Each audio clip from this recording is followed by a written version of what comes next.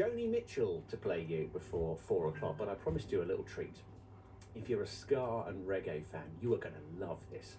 My next guest is from one of the UK's biggest reggae and ska bands. His name is Tyber Cranstoun. He's from the Canterbury area and began his career busking on the cold streets of the southeast. But his father, Bill, is credited with bringing reggae to South London with his Savoy Sounds sound system. Now Tyler's band, Jewelers, Jamaican R&B sound, have performed to sell-out crowds all over the UK, Europe and Asia, and had a string of successful singles and albums. They've just released their latest album, actually. It's called Beach Life, and they're coming our way on tour.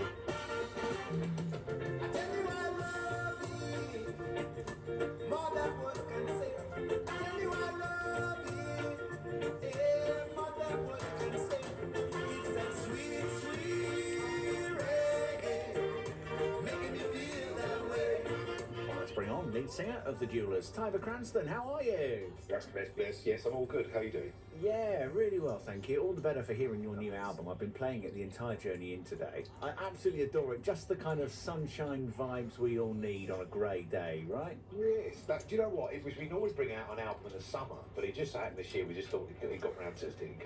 The last year or this year flew around so quickly that the Christmas was followed so quick. I was like, do you know what? It might be quite nice bringing out a happy summery album in a grey time of year. And you know, everyone's probably fed up with Bing Crosby and Dean Martin and Nat King Cole. And yeah, it's gone down really, really well. So it's certainly something that we could consider for the future, bringing out a summery album at summer year. So enjoy yourself. It's later than you think. You done? So enjoy yourself while you're still in the beat. I wanted to talk to you about Bill, your dad. The man is credited with bringing reggae to South London. That's quite the claim, isn't it? Tell us a bit about him. Yeah, I think there'd be a lot of people saying, well, hold on, I don't remember him and everything else. Obviously back then there was no social media, no one actually crowned that, but I think he'd probably be one of the first people to bring it over, and he had his sound system, it was called Savoy Sounds. And I think he was in the Merchant Navy when he was very, very young. Obviously, back in those days, you kind of had to join some sort of forces, and I think he chose the one that wasn't going to go to war, and chose the Merchant Navy, and was in there for a couple of years. And he had the chance to stop over in Montego Bay in Jamaica. So you're talking early 60s, late 50s. Right. Ska music was just about sort of like being heard on the island, and they were just being created, and so he sort of, when he came back to England, he docked in Liverpool, and his brother met him, and he just had this fantastic music, and I love it. And at the time, I think a lot of Jamaicans that had come over in the Windrush were a little bit fed up with the man and the piano in a pub. Right, yeah. You know, singing those sort of like classic sort of British songs, but you know, they wanted a little bit more rhythm to get up and dance. So they sort of like, they were at the time trying to sort of get a lot of people to come over here. So at the time there was a real push to get the music out there, and I think my dad just sort of rode the crest of the wave at the time. And yeah, so he sort of like got a little group of his friends together and decided to put a club.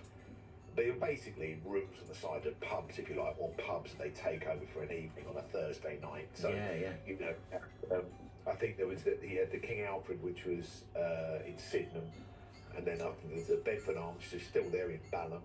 There's a Swan and Sugarloaf that's still there in Croydon. So various places dotted all around the southeast. So he started off having one, and then he started taking off, and they're all closed by sort of 11 o'clock. I think the only bad thing was it was a bit too much for the predominantly white residential areas, because they're bringing a lot of Jamaicans into the area, and I think it was a little bit unsettled. So you know, the police did everything they could do to sort of close it down, and eventually they did. But obviously this is after a good few years of it being a great success, and by then the music had really taken off. So yeah, he played a big role in it.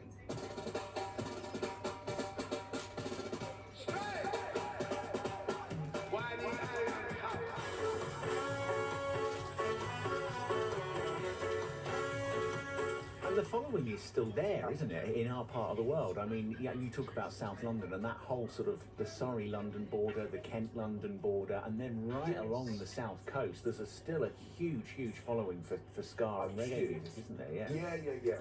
I think it's largely, there's something about the music that's about sort of working class, a little bit against the, you know, a bit revolutionary about it.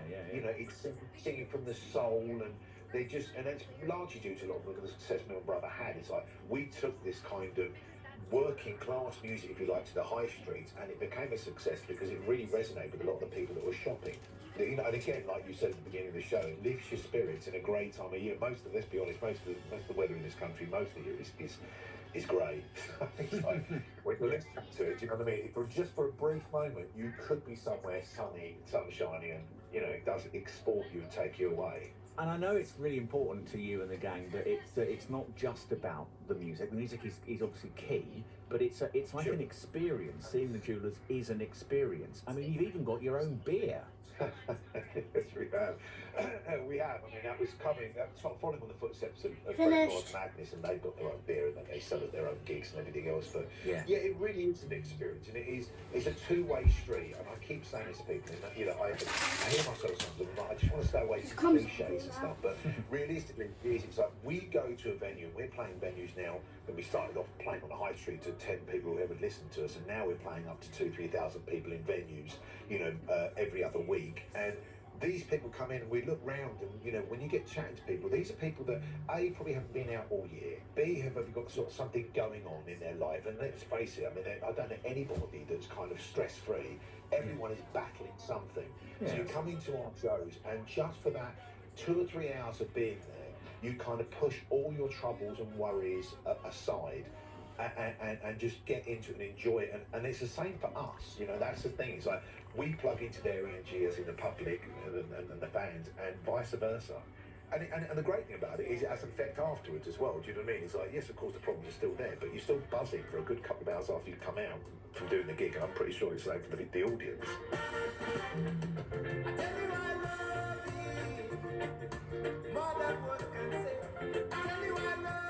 How much was it? I grew up and I went to school in Canterbury, so you know we seem like every time we go and do a gig, we are travelling 4 or 5 hours now, which is fantastic.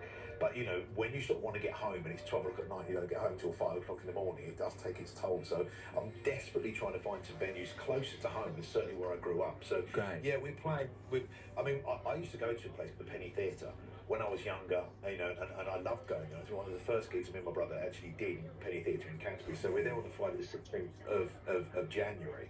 We're at the Mercury in Maidstone on Saturday the 21st of March, and we're also the 28th of March, we're at Olby's in Margate.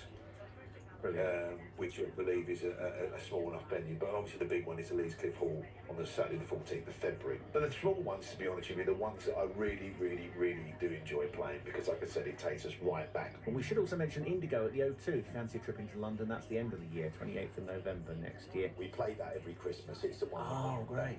And it's like I think we've done that about.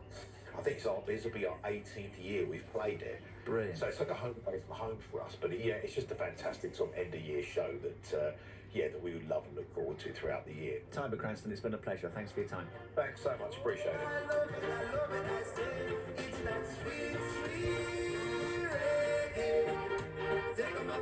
If you want to check out the Jewelers tour dates, the website is thejewelers.com, and their latest album, Beach Life, is available right now.